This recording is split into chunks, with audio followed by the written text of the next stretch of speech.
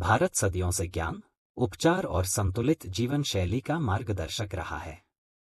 योग और आयुर्वेद इसकी सबसे बड़ी धरोहरें हैं। योग आज पूरी दुनिया में एक नई जीवन शैली के रूप में स्थापित हो चुका है। अमेरिका से लेकर यूरोप तक लोग इसे अपनाकर शारीरिक और मानसिक संतुलन पा रहे हैं। लेकिन सवाल यह है कि जब योग ने अंतर्राष्ट्रीय स्तर पर इतनी पहचान बनाई, तो आयुर्वेद अभी भी क्यों पीछे रह गया? इस पर गुरुदेव श्री श्री रविशंकर का दृष्टिकोण विशेष महत्व रखता है।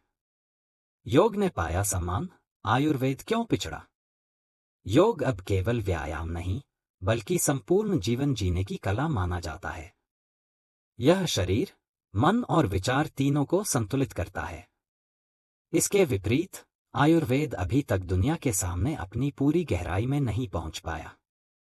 कई लोग इसे केवल घरेलू नुस्खों या अप्रामाणिक दावों से जोड़ते हैं।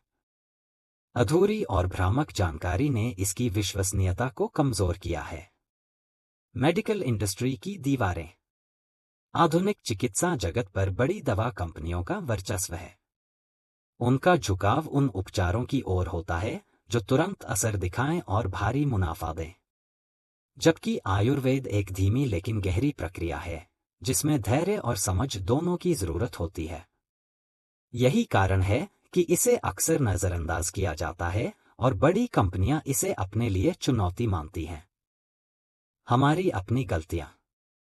भरोसा कम होने के पीछे हमारी भी भूमिका है। बिना वैज्ञानिक शोध के किए गए बड़े बड़े दावे, सोशल मीडिया पर फैली भ्रामक जानकारी और कुछ उत्पादों में क्वालिटी की कमी, ये सब मिलकर आयुर्वेद की छवि को नुकसान पहुंचाते हैं। जब किसी औषधि में शुद्धता न हो या उसमें हानिकारक तत्व मिल जाएं, तो लोगों का विश्वास टूटना स्वाभाविक है। यही कारण है कि रिसर्च, क्वालिटी कंट्रोल और पारदर्शिता पर और ज्यादा काम करने की जरूरत है। समाधान मिलकर चलना। कोई भी चिकित्सा पद्धति हर स्थिति का समाधान नहीं दे सकती। आपातकालीन और सर्जरी जैसे मामलों में एलोपैथी अनिवार्य है, जबकि रोग प्रतिरोधक क्षमता बढ़ाने और जीवन शैली सुधारने में आयुर्वेद की भूमिका अतुलनीय है।